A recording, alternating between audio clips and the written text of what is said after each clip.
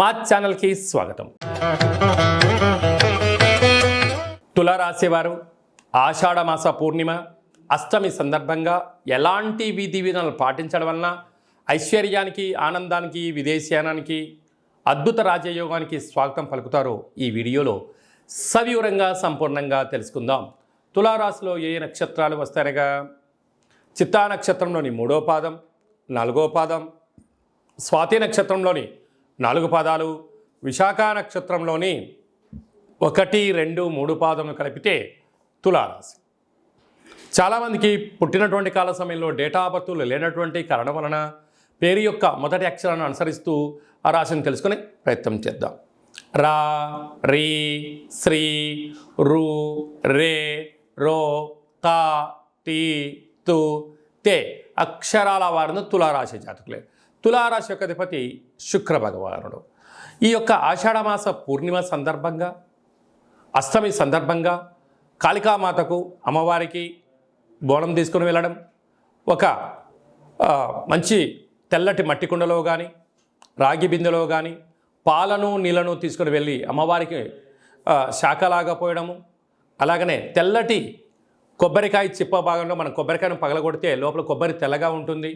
కొబ్బరి నూనెను వేసి 8 రకాల ఒత్తులను 8 వైపులా వేసి వెలిగించి ఇంట్లో నుంచి తీసుకొని వెళ్ళి అమ్మవారి ముందర పెట్టడం వలన నూతన వస్త్ర ఆభరణాలు, నూతన బంగారు ఆభరణాలు, ఎలక్ట్రానిక్ వస్తువులు, గృహాలు, విదేశానానికి వెళ్ళేటువంటి ఉద్యోగంలో ప్రమోషన్స్ వచ్చే అవకాశాలు చాలా అధికంగా ఉంటాయని చెప్పి గమనించాలి.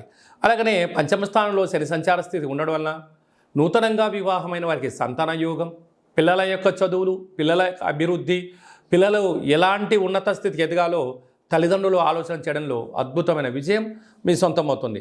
6వ స్థానంలో రాహు సంచార స్థితి ఉండడం వలన దయచేసి అప్పులు ఇవ్వద్దు, అప్పులు తీసుకోవద్దు.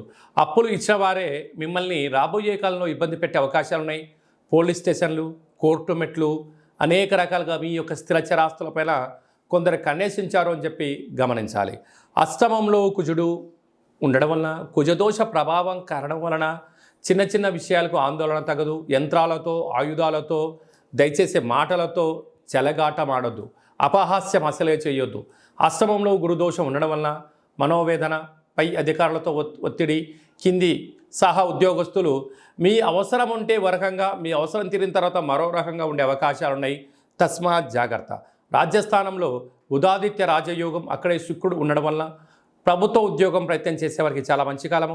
ప్రైవేట్ రంగంలో ఉండబడినటువంటి వారికి ప్రమోషన్స్ రావడము, బ్యాంకు లోన్లు, సరైన సమయానికి ధనం అందడము, స్థిరాస్తులు, చరాస్తులు మీ సొంతం కాబోతున్నాయి. కనుక వీలైనంత వరకు మౌనం, ధ్యానం, ఏకాగ్రత, ధ్యానంగా ఉండగలిగినట్లయితే రాబోయే కాలం అంతా మంచి కాలమే అని చెప్పి గమనించాలి.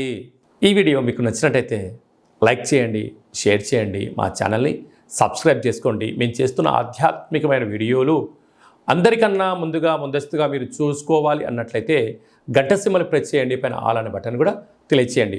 మీ క్షేమాన్ని ఎవరైతే కోరుకుంటున్నారో, లేకుంటే మీరు ఎవరి క్షేమాన్ని అయితే కోరుకుంటున్నారో వారికి కూడా ఈ యొక్క ఆధ్యాత్మికమైన సమాచారాన్ని తెలియచేసి భగవంతుడి యొక్క ఆశీస్సులు పొందగలరు.